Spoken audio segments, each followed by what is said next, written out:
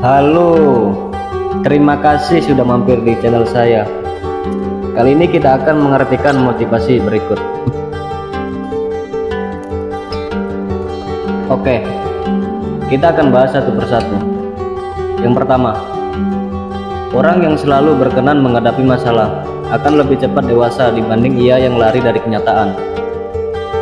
Pernyataan tersebut mengandung makna bahwa seseorang yang memiliki motivasi untuk selalu menghadapi masalah dengan sikap yang positif dan bertanggung jawab akan mengalami perkembangan dan pertumbuhan pribadi yang lebih cepat dibanding dengan orang yang cenderung menghindari atau lari dari masalah. Berikut ini adalah analisis dari pernyataan tersebut. A. Menghadapi masalah. Orang yang memiliki motivasi untuk menghadapi masalah secara langsung menunjukkan kematangan emosional dan psikologis. Mereka nggak takut untuk menghadapi kesulitan atau tantangan yang muncul di dalam kehidupan mereka. B. Pertumbuhan pribadi. Dengan menghadapi masalah, seseorang dapat belajar dari pengalaman-pengalaman tersebut. Mereka dapat mengembangkan keterampilan baru, memperkuat ketahanan mental, dan meningkatkan kapasitas untuk menangani situasi sulit di masa depan. C. Kematangan. Menghadapi masalah dengan bijak adalah tanda dari kematangan pribadi. Ini mencerminkan kemampuan untuk berpikir jernih, membuat keputusan yang tepat, dan bertindak dengan bertanggung jawab tanpa terpengaruh oleh emosi negatif. D. Kenyataan dan realitas. Orang yang lari dari kenyataan cenderung menghindari masalah atau menunda penyelesaiannya. Mereka mungkin cenderung mencari pelarian sementara, yang pada akhirnya dapat menghambat pertumbuhan dan perkembangan pribadi. E. Kecepatan pertumbuhan. Dengan menghadapi masalah, seseorang dapat belajar dengan cepat dan mengatasi rintangan yang ada. Hal ini dapat mengakibatkan pertumbuhan pribadi yang lebih cepat dan efektif dalam jangka panjang. Jadi, pernyataan ini menggarisbawahi pentingnya sikap proaktif terhadap masalah dan tantangan dalam kehidupan. Orang yang mengadopsi pendekatan ini cenderung mengalami perkembangan pribadi yang lebih signifikan dan lebih cepat daripada mereka yang cenderung menghindari masalah. Yang kedua, bila ingin melihat hal besar dalam hidup, stop mengeluh karena hanya membuat jalan di tempat, fokus solusi. Pernyataan tersebut menyampaikan pesan bahwa jika seseorang memiliki ambisi untuk mencapai hal-hal besar dalam hidup, mengeluh tidak akan membantu. Sebaliknya, mengeluh hanya akan menghambat kemajuan dan membuat seseorang tetap berada di tempat. Sebaliknya, disarankan untuk memfokuskan energi dan pikiran pada mencari solusi untuk mengatasi hambatan dan tantangan yang dihadapi. Berikut adalah analisis dari pernyataan tersebut. A. Berhenti mengeluh. Mengeluh adalah kebiasaan untuk menyuarakan ketidakpuasan atau rasa tidak puas terhadap situasi atau keadaan tertentu tanpa berusaha mencari solusi. Pernyataan ini menekankan betapa pentingnya menghentikan kebiasaan mengeluh. B. Menghentikan kemacetan. Mengeluh tanpa tindakan untuk mencari solusi hanya akan membuat seseorang jalan di tempat. Ini berarti kemajuan atau perkembangan tidak akan terjadi karena energi dan perhatian terfokus pada keluhan, bukan pada langkah-langkah untuk mengatasi masalah. C. Fokus pada solusi. Daripada mengeluh, lebih baik memusatkan perhatian pada mencari solusi. Ini berarti berpikir kreatif, mencari alternatif, dan mencari tindakan konkret yang dapat diambil untuk mengatasi rintangan ataupun masalah. D. Mencapai hal besar. Pernyataan tersebut mengisyaratkan bahwa untuk mencapai tujuan besar atau ambisi dalam hidup, penting untuk mengembangkan sikap proaktif terhadap masalah dan fokus pada cara-cara untuk mengatasinya. E. Optimisme dan sikap konstruktif. Fokus pada solusi mencerminkan sikap optimis dan konstruktif terhadap kehidupan. Ini berarti menganggap masalah sebagai tantangan yang dapat diatasi, bukan sebagai hambatan yang tidak dapat diatasi. Jadi, pesan dari pernyataan ini adalah bahwa untuk mencapai hal-hal besar dalam hidup, seseorang harus berhenti mengeluh dan mulai fokus pada solusi. Sikap ini akan membantu menghindari stagnasi dan kemungkinan seseorang untuk terus maju menuju tujuan-tujuan besar yang ingin dicapai. 3. Berpikir positif itu bermulai dari merasa bahwa kamu layak bahagia. Bila kamu yakin kamu layak hidup lebih baik, gampang mikir positif. Pernyataan tersebut menyeratkan bahwa memiliki pola pikir positif dimulai dari keyakinan bahwa seseorang pantas untuk merasakan kebahagiaan. Ketika seseorang yakin bahwa mereka berhak untuk hidup dengan lebih baik, maka akan lebih mudah bagi mereka untuk mengadopsi pola pikir positif. Berikut adalah analisis dari pernyataan tersebut. A. Keyakinan pada kebahagiaan. Pernyataan ini menekankan betapa pentingnya keyakinan diri dan harga diri yang kuat. Mempercayai bahwa diri sendiri pantas untuk bahagia adalah fondasi dari pola pikir positif. B. Percaya pada kemampuan untuk hidup lebih baik. Jika seseorang yakin bahwa mereka berhak untuk kehidupan yang lebih baik, mereka akan lebih termotivasi untuk mencari cara untuk memperbaiki situasi mereka. Ini mencerminkan semangat dan tekad untuk melakukan perubahan positif. C. Memudahkan berpikir positif. Keyakinan ini membuat seseorang lebih terbuka terhadap melihat sisi positif dari situasi. Bahkan dalam tantangan atau kesulitan, mereka cenderung memiliki perspektif yang lebih optimis. D. Menumbuhkan sikap positif. Percaya bahwa seseorang layak untuk kehidupan yang lebih baik dapat membantu menumbuhkan sikap positif. Ini termasuk menghargai diri sendiri, mencintai diri sendiri, dan memiliki pandangan yang lebih optimis terhadap masa depan. E. Motivasi untuk perubahan. Keyakinan bahwa seseorang berhak untuk kehidupan yang lebih baik dapat menjadi pendorong motivasi untuk mencari solusi, mengatasi hambatan, dan juga berusaha untuk mencapai tujuan yang lebih baik. Jadi, pertanyaan ini mengajak kita untuk menghargai diri sendiri, mempercayai bahwa mereka berhak untuk kehidupan yang lebih baik. Dan dari situlah pola pikir positif dapat muncul. Ini adalah dasar untuk membuka pintu menuju kehidupan yang lebih positif, bahagia, dan juga memuaskan. Yang keempat, saat sedang sedih, upayakan untuk mengingat kebaikan-kebaikan yang pernah diterima. Ini mendatangkan rasa syukur. Pernyataan ini menunjukkan betapa pentingnya mencoba mengingat hal-hal baik yang pernah dialami ketika sedang mengalami kesedihan. Melakukan hal ini dapat membawa perasaan syukur. Berikut adalah analisis dari pernyataan tersebut. A. Mengatasi kesedihan. Saat seseorang merasa sedih, hal ini bisa sangat mempengaruhi emosi dan kesejahteraan mental mereka. Dengan mencoba mengingat kebaikan-kebaikan yang pernah diterima, seseorang dapat membantu mengalihkan perhatian dari kesedihan dan mengarahkannya ke hal-hal positif. B. Menciptakan rasa syukur. Mengingat kebaikan-kebaikan yang telah diterima memungkinkan seseorang untuk merasakan rasa syukur. Hal ini berarti mengakui dan menghargai semua hal baik yang telah terjadi dalam hidup, ya meskipun sedang mengalami kesulitan. C. Menghargai kehidupan. Mencatat dan mengingat kebaikan-kebaikan itu membantu seseorang untuk lebih menghargai kehidupan mereka dan juga memahami bahwa meskipun ada kesedihan, masih ada banyak hal baik yang patut disyukuri. D. Memperkuat ketahanan emosional. Dengan mengingat kebaikan-kebaikan yang pernah diterima, seseorang dapat memperkuat ketahanan emosional mereka. Ini dapat membantu mereka menghadapi kesedihan dan dengan lebih baik dan kemungkinan untuk pulih dengan lebih cepat. E. Mendorong perspektif positif. Mencoba mengingat kebaikan-kebaikan juga dapat membantu dalam mengadopsi pandangan yang lebih positif terhadap hidup dan mengatasi tantangan dengan lebih baik. Jadi, pesan dari pernyataan ini adalah bahwa kita sedang mengalami kesedihan. Penting bagi kita untuk mencoba mengingat kebaikan-kebaikan yang pernah Anda alami. Hal ini dapat membawa rasa syukur dan juga membantu mengubah perspektif terhadap situasi sulit yang sedang dihadapi. Yang kelima, berpikir positif itu bermula dari merasa bahwa kamu layak bahagia. Bila kamu yakin kamu layak hidup lebih baik, gampang mikir positif. Pernyataan ini mengajak untuk memulai pola pikir positif dengan percaya bahwa diri sendiri pantas untuk bahagia. Jika seseorang yakin bahwa mereka layak untuk memiliki kehidupan yang lebih baik, maka akan lebih mudah bagi mereka untuk mempertahankan pola pikir positif.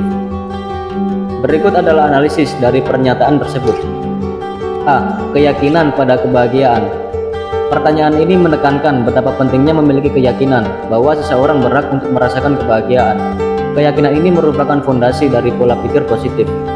B. Keyakinan pada kemampuan untuk hidup lebih baik. Jika seseorang meyakini bahwa mereka pantas untuk kehidupan yang lebih baik, maka mereka akan lebih termotivasi untuk mencari cara untuk memperbaiki situasi mereka. Hal ini mencerminkan semangat dan tekad untuk melakukan perubahan positif. C. Mudah memiliki pola pikir positif. Keyakinan ini membuat lebih mudah bagi seseorang untuk mengadopsi pola pikir positif. Mereka cenderung lebih mampu melihat sisi positif dari situasi, bahkan dalam menghadapi tantangan atau kesulitan. D. Mengembangkan sikap positif. Percaya bahwa seseorang pantas untuk kehidupan yang lebih baik dapat membantu mengembangkan sikap positif. Ini mencakup menghargai diri sendiri, mencintai diri sendiri, dan juga memiliki pandangan yang lebih optimis terhadap masa depan. Motivasi untuk mengambil tindakan. Keyakinan bahwa seseorang pantas untuk kehidupan yang lebih baik dapat menjadi dorongan untuk mencari solusi, mengatasi hambatan, dan juga berusaha untuk mencapai tujuan yang lebih baik. Jadi pesan dari pernyataan ini adalah bahwa untuk memiliki pola pikir positif, penting bagi kita untuk mempercayai bahwa diri sendiri berhak untuk kehidupan yang lebih baik. Keyakinan ini adalah dasar untuk membuka pintu menuju kehidupan yang lebih positif, bahagia, dan juga memuaskan. 6. Orang yang tidak mau memberikan maaf adalah orang yang sedang lupa bahwa dia pernah sangat membutuhkan maaf dari orang lain. Pernyataan ini menyampaikan bahwa seseorang yang enggan atau tidak mau memberikan maaf kepada orang lain kemungkinan besar sedang melupakan bahwa mereka sendiri pernah sangat membutuhkan maaf dari orang lain di masa lalu. Berikut adalah analisis dari pernyataan tersebut. Kesulitan memberi maaf. Orang yang tidak mau memberikan maaf mungkin memiliki kesulitan untuk melepaskan dendam atau rasa sakit hati terhadap orang lain. Hal ini dapat disebabkan oleh berbagai alasan, seperti kesulitan memaafkan atau memahami perspektif orang lain. Pentingnya memahami keadaan sendiri. Pernyataan ini mengajak untuk mengingat kembali saat-saat di mana seseorang sendiri dapat membutuhkan maaf dari orang lain. Ini bisa menjadi pengingat bahwa kita semua pernah melakukan kesalahan atau menyakiti orang lain. Dan di saat-saat seperti itu, kita juga mengharapkan pengampunan. Empati dan pengertian. Mengingat pengalaman pribadi di mana kita pernah membutuhkan maaf dapat membangkitkan rasa empati terhadap orang lain yang mungkin berada dalam situasi serupa. Ini dapat membantu kita memahami betapa pentingnya memberikan maaf. Pentingnya kebaikan dan pertumbuhan pribadi. Memberikan maaf bukan hanya merupakan tindakan baik terhadap orang lain, tetapi juga bisa membantu seseorang untuk tumbuh secara pribadi. Ini adalah bentuk kematangan emosional dan kemampuan untuk melepaskan beban negatif. Membangun hubungan yang sehat. Memberikan maaf adalah salah satu elemen kunci dalam membangun dan mempertahankan hubungan yang sehat. Tanpa kemampuan untuk memberi maaf, konflik dapat terus berlanjut dan hubungan dapat menjadi rusak. Jadi, pesan dari pertanyaan ini adalah pentingnya mengingat bahwa kita semua pernah membutuhkan maaf, dan memahami hal ini dapat membantu kita menjadi lebih terbuka untuk memberi maaf kepada orang lain. Yang ketujuh, karena hidup adalah pilihan, maka pilihlah yang terbaik. Lakukan yang terbaik dan berpikir yang baik. Insya Allah kebaikan akan mengikutimu. Pernyataan ini menyeratkan bahwa kehidupan adalah tentang membuat pilihan. Oleh karena itu, seseorang sebaiknya memilih yang terbaik, bertindak dengan kesungguhan, dan mempertimbangkan dengan bijak. Jika ini dilakukan dengan niat baik, maka kebaikan akan mengikutimu. Berikut adalah analisis dari pernyataan tersebut. Hidup adalah pilihan. Pernyataan ini menggarisbawahi bahwa setiap orang memiliki kebebasan untuk memilih jalan hidup mereka. Keputusan yang diambil akan membentuk arah dan kualitas hidup mereka. Memilih yang terbaik. Mencoba memilih yang terbaik berarti berusaha untuk membuat keputusan terbaik berdasarkan pengetahuan, nilai-nilai, dan tujuan pribadi. Ini menekankan betapa pentingnya refleksi dan pertimbangan yang cermat sebelum membuat keputusan. Melakukan yang terbaik.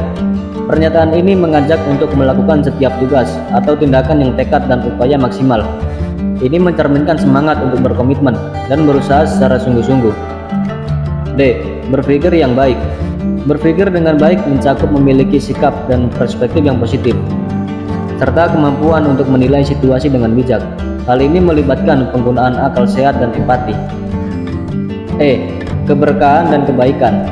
Dengan memilih bertindak dan berpikir dengan baik, percaya bahwa kebaikan akan mengikuti adalah bentuk keyakinan pada keberkahan dan karma positif. Hal ini mencerminkan keyakinan bahwa tindakan yang baik akan membawa hasil yang baik. Niat baik. Insya Allah, pertanyaan ini mencakup niat baik dengan harapan atau keyakinan bahwa tindakan baik akan membawa hasil positif. Insya Allah adalah ungkapan dalam bahasa Arab yang berarti jika Allah menghendaki, menunjukkan kepercayaan kepada kehendak Tuhan.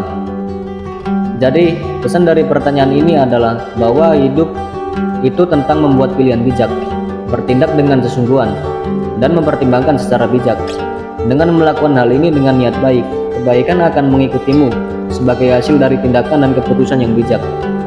Yang kedelapan, orang yang berpikirnya sudah mendalam diharapkan untuk maklum dan banyak bersabar pada ia yang pikirannya masih sederhana. Pernyataan ini menyampaikan pesan bahwa orang yang memiliki pemikiran yang lebih mendalam diharapkan memiliki pengertian dan kesabaran terhadap orang yang mungkin memiliki pemahaman yang lebih sederhana atau terbatas. Berikut adalah analisis dari pernyataan tersebut. A. Mendalam versus sederhana. Pernyataan ini mengakui bahwa orang memiliki tingkat pemikiran yang berbeda-beda. Ada orang yang mungkin memiliki pemikiran yang lebih kompleks atau mendalam, sementara orang lain mungkin memiliki pandangan yang lebih sederhana. B. Maklum. Orang yang berpikiran mendalam diharapkan untuk memiliki kemampuan untuk memahami atau menghargai sudut pandang atau pemahaman yang lebih sederhana. Ini berarti tidak menilai atau mengecilkan nilai pandangan orang lain. C. Banyak bersabar. Orang yang memiliki pemahaman yang lebih mendalam diharapkan untuk bersabar terhadap orang yang mungkin perlu waktu lebih lama untuk memahami atau mengikuti diskusi yang lebih kompleks. Hal ini menunjukkan rasa pengertian dan empati. D. Pendidikan dan pembelajaran.